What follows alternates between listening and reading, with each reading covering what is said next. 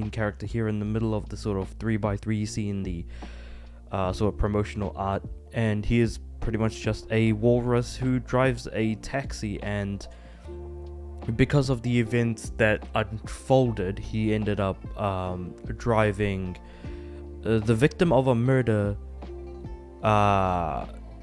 probably the day before the murder actually happened, and then that gets announced to the world, murder, and a lot of characters get embroiled in various other characters, and some characters have nothing to do with each other, except that the one connecting factor between some of these characters is the main character, because the main character has at some point dealt with, in some depth or detail, with some of these characters, or have been involved with some of these characters in some not insubstantial way, which I kind of appreciate.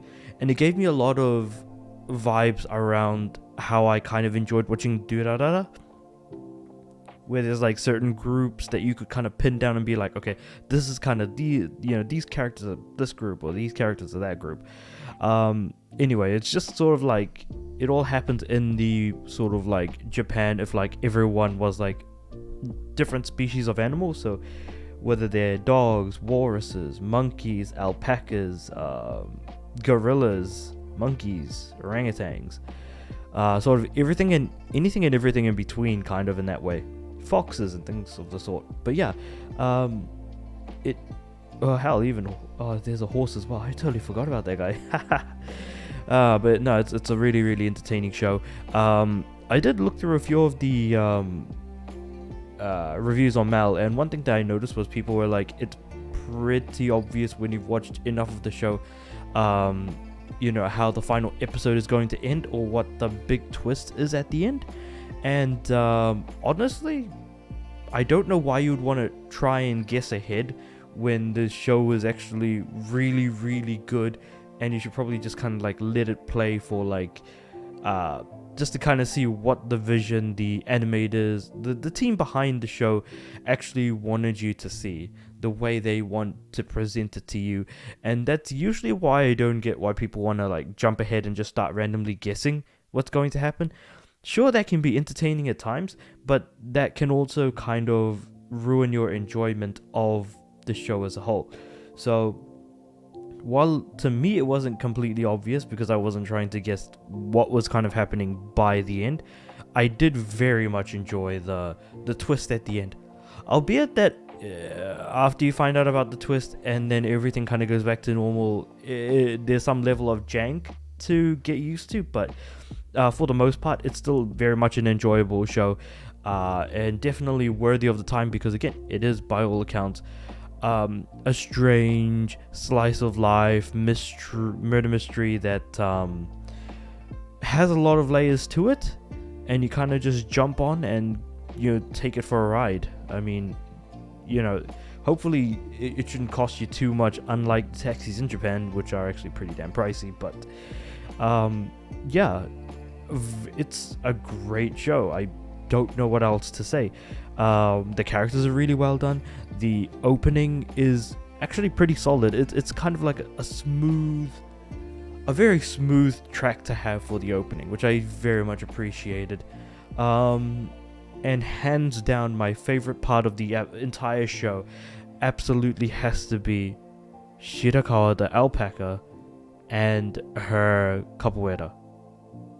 I don't know why. It's just so funny to see an alpaca do capoeira. But anyway, that's one other thing. But also, actually, now that I think about it, the writing is incredibly clever, and it's kind of like what you would expect to see, like if you and a friend were to like sit down and just talk about whatever.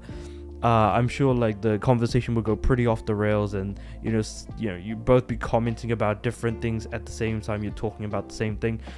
Like those conversations going off the rails and things like that. This does happen quite a bit, so it does feel like the dialogue between characters definitely feels quite authentic, especially when it's just like a couple of friends sitting down talking to each other. So like, for example, in the case of again, the Shirakawa the alpaca, who I think by far is probably my favorite character, and then you've got Odokawa, who they're like sitting at a bench in the park. This is what, episode 7 I want to say, and then they're just talking. And then that conversation was just genuinely super entertaining. Yes, it did lead to a little bit of the capoeira stuff, but like it's still funny and absolutely entertaining to watch. I cannot recommend it enough. It is I was gonna say a great show. No, it is an excellent show. I had a lot of fun. I'm actually gonna plug this into my anime list at a 9 out of 10, which I'm just gonna log in and put in now. But I mean, my God, I wish I could have watched this a little bit more slowly, but I had a lot of fun from beginning to end. Things do start off a little bit slow, but for the most part, it does start to pick up after the first few episodes. It is only 13 episodes, so definitely worth a watch, a short watch as well. Yeah, I mean, what more really is there to say? Highly recommended. The art style is great, and so is the animation. But yeah, that was my thoughts on Odd Taxi. Let me know what you guys thought about in the comments below. Like the video if you liked it. Of course, share your thoughts on Odd Taxi if you've seen it yourself. I am going to be watching the movie soon, not yet, because I'm watching another show that is going to be, I think, significantly less favorably reviewed by me, but we'll see how that goes. Because I do want to watch more bad shows to really like tear into why I don't like them. So I might do that a bit as well. But yeah, so like the video if you liked it, subscribe to the channel. I'm trying to aim for 200 subs by the end of 2024, and I do upload every day, so I'll see you guys tomorrow.